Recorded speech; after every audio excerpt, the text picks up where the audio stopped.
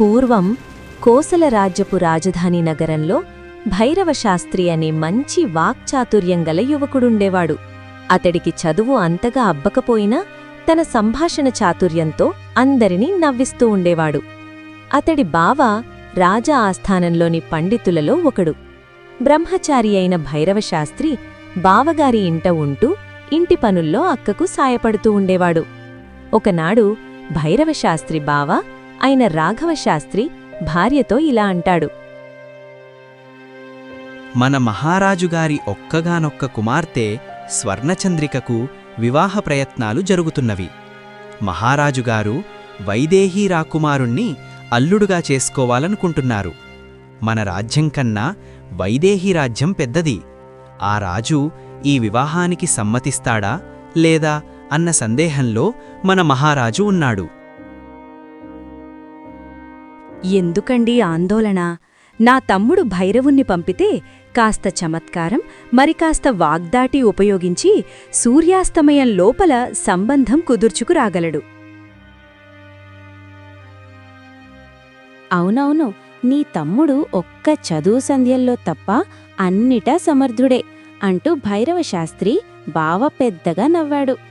అక్కడే ఉండి ఈ సంభాషణ విన్న భైరవశాస్త్రికి ఎలాగైనా ఈ సంబంధం కుదిర్చి మహారాజు నుంచి ఏదైనా బహుమానం సంపాదించాలన్న ఆలోచన కలిగింది. ఆ మర్నాడే ఎవ్వరికీ చెప్పకుండా సూర్యోదయం అవ్వగానే వైదేహీ రాజ్యానికి ఉత్సాహంగా బయల్దేరాడు.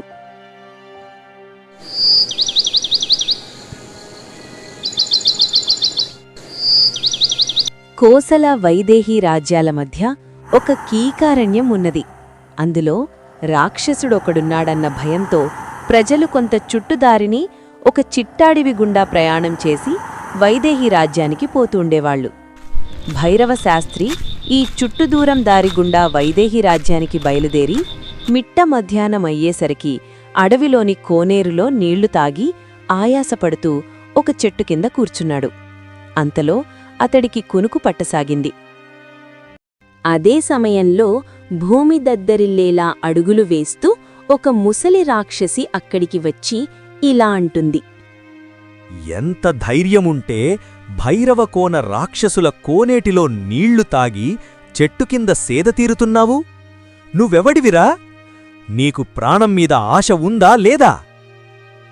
భైరవశాస్త్రి బిత్తరపడుతూ లేచి నిలబడి చూసి నాకు చావు తప్పదని వణుకుతూనే ఇలా అంటాడు.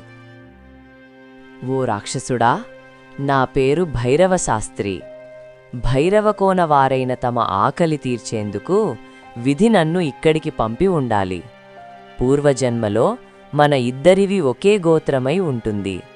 సగోత్రల మాంసం నిషిద్ధమని రాక్షస పండితవర్యులు కూడా ఒప్పుకున్న సత్యమేగదా. ఆ మాటలకు ముసలి రాక్షసుడు విరగబడి నవ్వి ఆ మరుక్షణం గుబురు చెట్టు చాటునుంచి ఒక పడుచు రాక్షసి అక్కడికి వచ్చి భైరవశాస్త్రికేసి పరీక్షగా చూసి ఇలా అంటుంది. అమ్మా, ఇంతకుముందే చెప్పావు కదా, మన భైరవకోనలో ఉన్నప్పుడు నేను నేర్చుకున్నది జంతువులు మాంసం వండడం మాత్రమే, మనిషి మాంసం వండడం నాకు చాతకాదు అన్నావు కదా. ఇప్పుడు వీణ్ణి చంపి వంట వండుతాను, నువ్వు తిని ఎలా ఉందో నాకు చెప్పు. పడుచు రాక్షసి మాటలకు భైరవశాస్త్రి భయపడిపోయి అతనికి ఒక ఉపాయం తోచింది. పడుచు రాక్షసికేసి చూస్తూ ఇలా అంటాడు. రూపానికేం కాని నీ కూతురు అందచందాల్లో గంధర్వకన్యలకు సరితూగలదు. పేరేమన్నావ్? సరేలే, ఇంకా పెళ్లి కాలేదు కదా. తనకు చావు తప్పవచ్చు అన్న ఆశ కలిగింది భైరవశాస్త్రికి. ఆ మాటలు విన్న ముసలి రాక్షసుడు ఇలా అంటాడు. నిజమే నువ్వు చెప్పింది. దీని పేరు చతురసుందరి. దీని పెళ్లి గొడవ వల్లే ఆ కోన వదిలాం. ఇక్కడున్న కుర్ర రాక్షసులందరూ చతురసుందరి నాదంటే నాదని దుమ్ముగా యుద్ధాలు ప్రారంభించారు. ఇలా అయితే భైరవ కోనలోని రాక్షస జాతి నశించిపోతుందని ఇటు పారిపోయి వచ్చాం. ఓ సంతేనా? మన చతురసుందరికి తగిన వరుడు ఇక్కడ నుండి ఆమడ దూరంలో ఉన్న ఈ కీకారణ్యంలో ఉన్నాడు. నువ్వు సరే అంటే అతడితో మాట్లాడతాను. మన చతురసుందరికి తగిన వరుడు ఏమంటావు చెప్పు. వరే నరమనిషి, నువ్వన్న మాటలకి నాకు చాలా సంతోషంగా ఉంది. నువ్వు ఎంత మంచివాడివిరా! ఈ పెళ్లి కుదిరిచ్చావంటే నీకు వెలలేని బంగారం, వజ్రాలు, మణి, మాణిక్యాలిస్తాను. ఒకవేళ నువ్వు అబద్ధాలు చెప్పి ఇక్కడ్నించి తప్పించుకోవాలని ఆలోచించి ఉంటే మాత్రం నిన్నెక్కడున్నా వెతుక్కుని వచ్చి నిన్ను చంపి వండుకొని తింటాము, గుర్తుపెట్టుకో. నాకు అలాంటి ఆలోచన లేదు. నాకు నీ కారణంగా ధనప్రాప్తి కాక పెళ్లి కుదిరించే పుణ్యం కూడా దక్కబోతుంది. అయితే ఇంకెందుకు ఆలస్యం?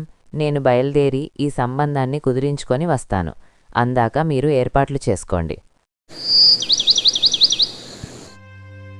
భైరవశాస్త్రి అక్కడి నుంచి బయలుదేరి కొద్ది దూరం వైదేహి రాజ్యం కేసి నడిచి ఒక చెట్టు కింద కూర్చుని ఆలోచనలో పడ్డాడు. కొంతసేపయ్యాక భైరవశాస్త్రి ఒక నిర్ణయానికి వచ్చాడు. తనకు దురాసేగాని కోసాళ్ల వైదేహి రాజుల మధ్య వియ్యం కలపడం సాధ్యమయ్యే పని కాదు. ఈ ముసలి రాక్షసుడు మంచి చేసుకుంటే, ఆ కీకారణ్యపు రాక్షసుణ్ణి కూడా మంచి చేసుకుంటే బోలాడంత ధనం వస్తుందన్న ఆలోచన కలిగింది. అతడు అక్కడ్నుండి లేచి వేగంగా నడిచి కీకారణ్యంలోకి ప్రవేశించాడు. అక్కడ ఉండే రాక్షసుడు గృహ తెలుసుకోవటం భైరవశాస్త్రికి ఏమంత కష్టం కాలేదు. ఒకచోట జంతువుల కళేబరాలు, అస్థిపంజరాలు కుప్పలు తిప్పలుగా పడి ఉన్నాయి. దాని ముందరే పెద్ద గృహ ఉన్నది. భైరవశాస్త్రి తన ఇష్టదైవాన్ని ఒక్కసారి స్మరించుకుని నిర్భయంగా గృహలోపలకు పోయాడు. భైరవశాస్త్రి గృహలోపలికి వెళ్ళగానే అటూ ఇటూ చూస్తాడు. గృహం మొత్తం బంగారంతో నిండిపోయుంటుంది. ఒక పక్క రాక్షసుడు నిద్రపోతూ ఉంటాడు. ఆ రాక్షసుడు దగ్గరికి వెళ్ళి ఇలా అంటాడు. ఓ ప్రభూ, నేను భైరవశాస్త్రిని. తమకు మేలు చేయడానికి మిమ్మల్ని వెతుక్కుంటూ ఇక్కడికి వచ్చాను. కాస్త లేచి నా మాటలు వినండి. వెంటనే రాక్షసుడు కళ్ళు తెరిచి లేచి కూర్చుని అటూ ఇటూ చూస్తూ ఇలా అంటాడు. నా అంత రాక్షసుడిని కేకవేసి నిద్రలేపే ధైర్యాన్ని, నీ ఆ సాహసాన్ని మెచ్చాను.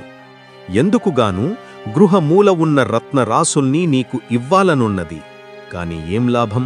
వాటిని అనుభవించడానికి 1 గంట తరువాత నువ్వు ఈ లోకంలో ఉండవు. రాక్షస ప్రభువుల మెచ్చుకోలుకు చాలా కృతజ్ఞుడిని. మేలు చేయవచ్చిన వాడికి కీడు చేయకూడదన్నది రాక్షస సంప్రదాయం కదా. ఇంకా నిద్ర నుంచి బాగా తేరుకోని కారణంగా ఆ సంగతి తమరు మరిచిపోయారు. అసలు సంగతేమిటంటే, తమరుకు పెళ్లి కాలేదని విన్నాను. తమరు చాలా సంవత్సరాల నుంచి వధువు కోసం ఎదురుచూస్తున్నారని నాకు తెలిసింది. మిమ్మల్ని ఒక ఇంటివాడిని చేయాలని తమరు పెళ్లాడేందుకు వధువును సిద్ధపరిచి వచ్చాను. నాకు పెళ్ళా? నిజమా వేళాకోళమా? ఈ ఘంటాకంఠుడి జాతకంలో ఆ యోగం లేదు. భైరవశాస్త్రి ముసలి రాక్షసుడు గురించి, ఆమె కూతురు చతురసుందరి గురించి గొప్పగా చెప్పాడు. ఇది విన్న రాక్షసుడు సంతోషంతో ఉక్కిరిబిక్కిరైపోయి ఇలా అంటాడు. ఆ మాట అంత ఆలస్యంగా చెప్తే ఎలా? ఓహో, పదా పదా, నా భుజాలపై కూర్చో. చిట్టడివికి తొందరగా చేరవచ్చు. నువ్వు నా కోసం ఇంత సాహసం చేశావు కాబట్టి అక్కడ 2 సంచుల్లో బంగారం, వజ్రాలు ఉన్నాయి. వాటిని తీసుకుని నా భుజాల మీద కూర్చో. భైరవశాస్త్రి సంతోషంగా బంగారం మూటలు తీసుకుని భుజంపై ఎక్కి కూర్చున్నాడు. ఇద్దరూ చిట్ట అడవిలో ఉన్న ముసలి రాక్షసుడు కూతురు ఉన్న ప్రాంతానికి బయలుదేరారు.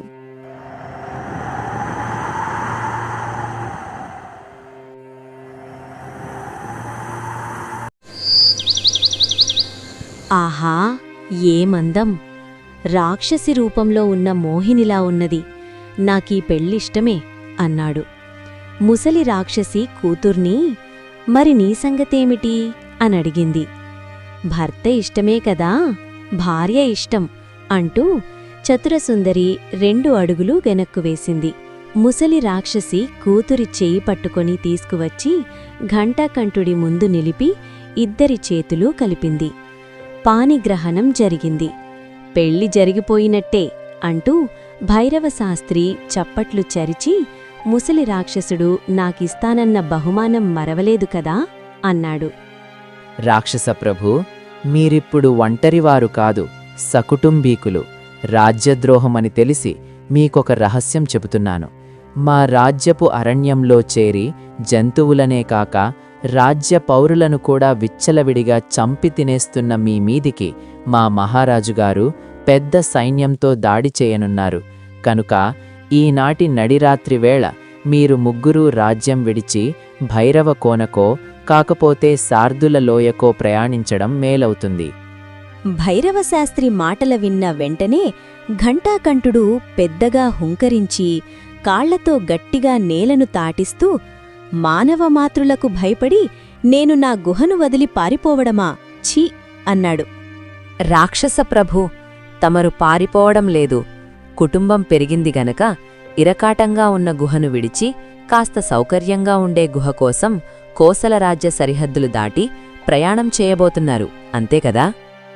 భైరవశాస్త్రి మాటలు విన్న తర్వాత రాక్షసుడు ఎదురు ఏమీ చెప్పకుండా అతనికి బంగారం వజ్రాలున్న సంచినిచ్చి అక్కడ్నుంచి అందరూ వెళ్ళిపోతారు. భైరవశాస్త్రి భుజాల నుంచి వేలాడుతున్న ధనపు సంచుల బరువుకు ఆయాసపడుతూ, దారిద్రభారమే కాదు, ఒక్కొక్కసారి ధనభారం కూడా ఆయాసపెడుతుంది అని నవ్వుకుంటూ ఇంటిదారి పట్టాడు. ఇది కథ.